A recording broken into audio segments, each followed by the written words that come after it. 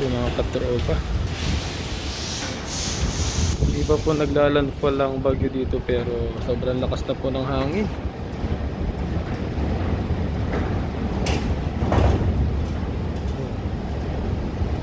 Halos mabuwal na po yung ano, pero pabugso-bugso lang naman po siya.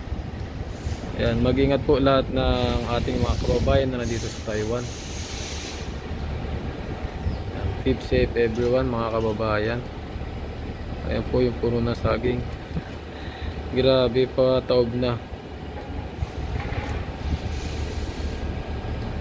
Ayan po. Ayan, gabayan po sana tayo ng ating Ama sa Langit.